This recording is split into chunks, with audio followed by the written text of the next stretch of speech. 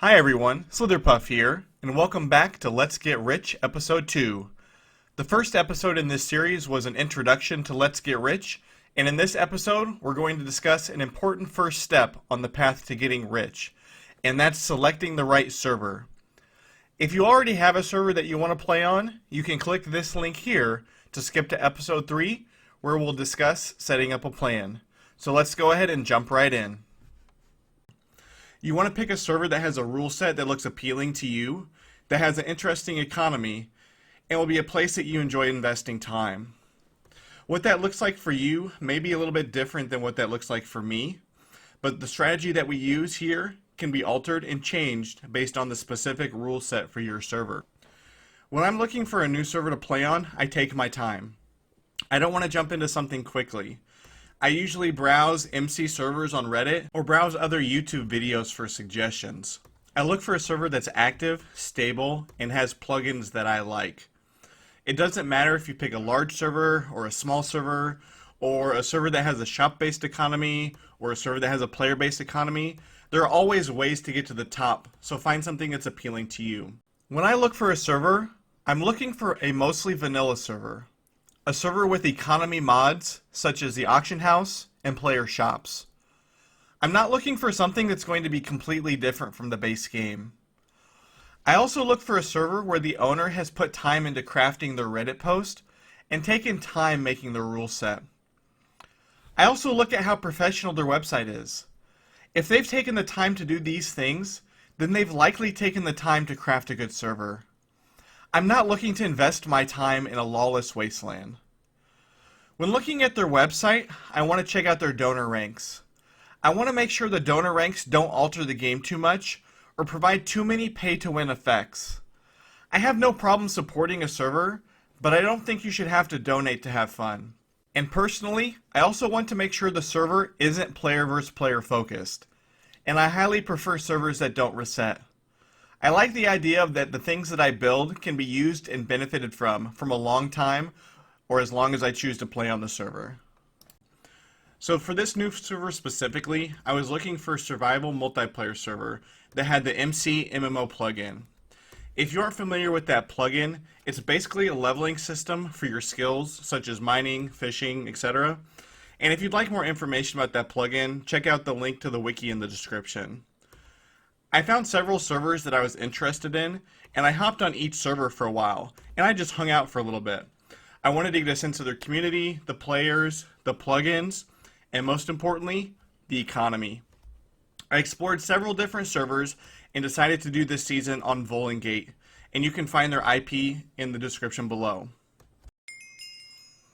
So this is me hopping on Vulgate for the first time, and the first thing I want to do is I want to figure out which realm or which server on Vulgate to play on. I'm really looking for a server that's been established recently, because the older a server is, the harder it will be to climb to the top. People there have been established for maybe even years and have deep roots and deep talons in the economy, and it's much harder to climb to the top when people have years head start over you. So here I'm looking at the different realms. It looks like these have been created in 2018, and there's about 30 or so players online. So I'm really looking for something that's newer than that. I'd really like something that's made in 2020 if possible. And here it looks like the Purple Realm, which has 56 players online, was created very recently. It's created in 2020. So I'm going to go ahead and hop on here. And let's take a look and see what this server has to offer. So first thing we're met with is a welcome and a short tutorial. Now this is really important to look at these in depth. We want to know what the rules are. We want to know what we can and we can't do, because it's really going to guide and help us develop our game plan for the server. The rules are very important because it lets us know how big we can build things, what type of things we can build, what types of things we can't do. And because we're not looking to get in trouble, we're not looking to ruin the experience for anyone on the server, or we're not looking to degrade anyone else's play experience. We're just looking to get to the top, and we want everyone to have a good time while we're doing it. Here it looks like there's a bunch of different ways to make money on Vulgate. This particular server has the jobs plugin, which I'm not too particularly excited about. It lets you make money by either mining, excavating, etc. but I want to invest in things that are going to make me money without having to do a lot of work continuously. So I'm not super interested in that plugin. That's not a reason why I chose this server. So there's a lot of different things to know about this server. What we really want to do is take a deep dive into the rule set. So let me pull those up here. All right, so here we have the Vulgate Server in-depth rules. So let's take a look at these. These are really important for us to know in detail. It gives us a guideline of the things that we can do and we can't do. So let's go through these and kind of nitpick through them. Basic rules: you're responsible for your own account. You'll be punished for whatever rules your account breaks. These are things that are common to all servers. These are things that I'm not going to do. I'm not worried about these. Chat rules: advertising is not allowed. Don't harass people. No hate speech. These are things where I'm not interested in doing. I'm interested in taking over the economy, not harassing people in chat. I'm not going to do any of these things. I'm not going to go through them in detail. Gameplay rules. So these are really interesting, and these I want to go through in detail. Griefing, raiding, and scamming are not allowed. We're not looking to cheat people out of money. We're not looking to take a quick trip to the top by stealing everybody's diamonds. So I'm not going to do that. We're not looking to do that. It doesn't apply.